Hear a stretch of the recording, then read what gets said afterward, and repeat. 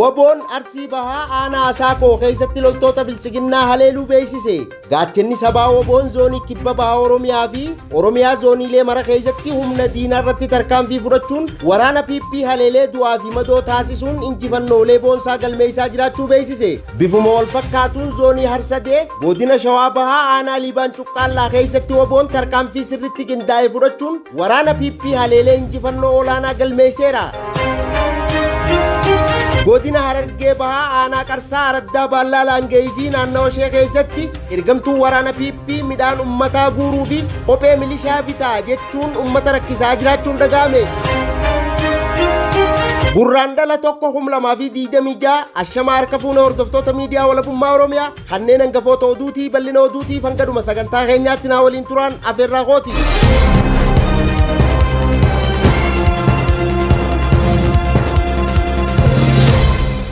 Waboon arsii bahaa aanaa asaakoo keessatti loltoota bilchiginnaa haleeluu beeksise. Bal'ina oduutiif Jaal Magarsaa waan qindeeffate qaba. Abdii fi wanteen sabaa waboon zoonii kibba bahaa Oromiyaa guyyaa har'aa guraandhala tokko bara 2026 ganama barraaqaan loltoota bilchiginnaa maqaa sakatta'aa waboon bobbaate irratti tarkaanfii fudhachuun lama irraa ajjeesee sadii madeessuun kan irraa hafte baqachiisee qawwee AKM tokko hidhannoo wajjin irraa hiikuun bu'aa qabsoo bilisummaa Oromoof galii godhee jira. Gaachanni sabaa waboon zoonii kibba bahaa Oromiyaa fi Oromiyaa zooniilee mara keessatti humna diinaa irratti tarkaanfii fudhachuun waraana PP haleelee du'aa fi madoo taasisuun injifannoolee boonsaa galmeessaa jiraachuu beeksise. Bal'ina oduutiif Jaal Duniyaan waan qindeeffatte qabdi. Abdii fi wanteen sabaa waboon zoonii kibba bahaa Oromiyaa godina Arsii aanaa jajuu ganda'an godachee bakka addaa Mindabaraa jedhamu keessatti ergamtuu sirna impaayeraa tiiksuuf dhamaatu irratti tarkaanfii fudhateen 6 battalatti irraa ajjeesu 5 ammoo madoo dandammii hin qabneen adabeera.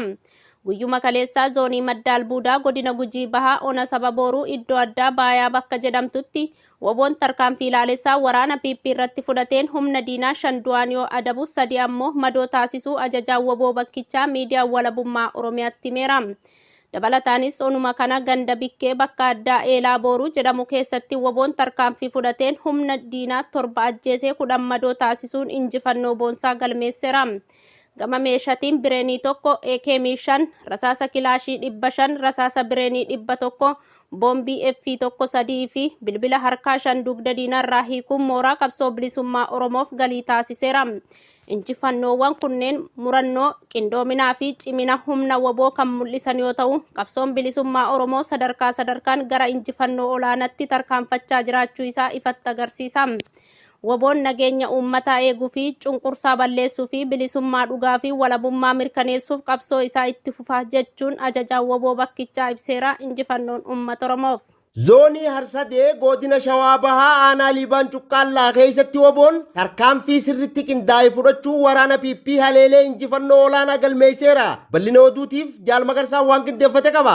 Amajjii 30 bara 2026 waraanni bilisummaa Oromoo waboon zoonii Harsadee magaalaa aanichaa kan taate magaalaa Adulalaa keessatti bakka mooraa gantootaa jedhamuun beekamu iddoo addaa gabaa jimaataa jedhamutti tarkaanfii cimaa fudhateera. Tarkaanfii kanaan loltoonni humna bilchiginnaa hedduun du'aa fi madoon adabamaniiru.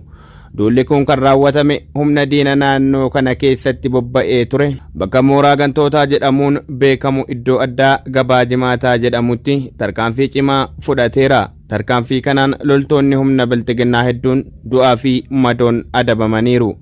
Duulli kun kan raawwatame humna diina naannoo kana keessatti bobba'ee ture qolachuuf akkasumas sochii cunqursaa ummata irratti geggeeffamaa ture dhaabuuf akka ta'e odeeffannoon argame ni mul'isa. Lola yeroo gabaabaa keessatti taasifameen diinni qisaasa guddaa irra ga'ee humni waboo ammoo to'annoo haala bakka sanaa of harkatti galfachuun milkaa'ina galmeesseera. Tarkaanfiin kun nageenya ummataa eeguuf sochii diinaa laaffisuu fi qabsoo bilisummaa Oromoo cimsuuf murannoo humnoota waboo agarsiisa jechuun ajajaan waboo bakkichaa miidiyaa walabummaa Oromiyaatti himee jira. Zoonii Harsadee keessatti waboon tarkaanfii of ittisaa fi duula qolannaa diinaa itti fufsiisee akka jiru odeeffannoon ni mirkaneessa. Gabaasni kun haala yeroo irratti hundaa'uun kan qophaa'e yoo ta'u odeeffannoon dabalataa yeroo dhiyootti akka dhiyaatus ibsamee jira. Injifannoon uummata Oromoof.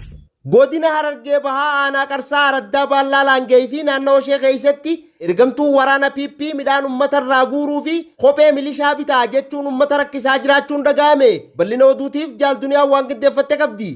Akka jiraattonni aanaa qarsaa jedhanitti yeroo ammaa waraanni sirna gabroonfataa PP dirqamaan midhaan irraa guuruu fi kophee milishaa bituu qabdan jechuun rakkisaa jiraachuu maddi oduu miidiyaa walabummaa achitti argamu eereera. Keessumattuu jiraattonni yoo midhaan hin kennine maallaqa fidaa jechuun dirqamaan gara mana hidhatti guuraa jiraachuu fi ka'aa shanee balleessaa jechuun hawaasa gaaratti baasanii bosona mancaasisaa jiraachuu simanii. Namni maqaan isaa akka eeramu hin feene tokko miidiyaa walabummaa Oromiyaaf yaada kenneen shaneetu bosona keessa qubata waan ta'eef qottoo fi maancaa guuradhaa bosona mancaasaa jechuun dirqamaan halkanii fi guyyaa bosona keessa nu joorsisaa jiru jedhe. Akka jiraatan kun jedhetti namni gaara san deemee bosona hin mancaafne ammoo qarshii 500 irraa guuraa jiraachuu fi naannoo bosonni irraa manceessanitti shaneedha ofirraa eegna jechuun mana bosona keessatti ijaarsisaa jiraachuus hime. Keessattuu laangayi aanaa qarsaa naannoo odaa nagayaa bakka jedhamutti hawaasni akka malee roorrifamaa jiraachuu fi abbaa gadaa uummata irraa midhaan guuruu didda jechuun mana hidhatti darbachuu fi hawaasa mana hidhatti guuran uleentumaa hawaasa gaaratti baasanii halkan dararaa jiraachuus miidiyaa walabummaa Oromiyaatti himaniiru. Magaalaa Laangayi keessatti qorqorroo 5 fidaa yoo qorqorroo 5 hin finne dukkaana banachuu hin dandeessan qorqorroo tana ammoo bosona keessatti mana 5 ofirraa eegnu ijaarra jechuun hawaasni dararaa hamaa keessa jiraachuu dubbatu. Itti dabaluunis sirni maafiyaa PP kun mana akka nuti isin hin jennetti ijaaratuu qabdu jechuun namni mana akka nuti jennetti yookiin istaayilii nuti jenne kanatti hin ijaarranne isin buqqifna abbootii qabeenyaa kennina mana akka nuti jennetti ijaarratu dandahaniif kennina jechuun harka qalleeyyii mana isaanii diiguu fi buqqisuun hawaasni dararaa jiraachuu fi hawaasni biyyarraa baqachuuf gara itti deemu dhabee rakkoo keessa jiraachuus himaniiru. Eegaa hordoftoota miidiyaa walabummaa Oromiyaa oduun ammaaf qabnu kanumaa oduu birootiin hanga walitti deebinuu nagaan nuuf tura horaa bulaa deebana.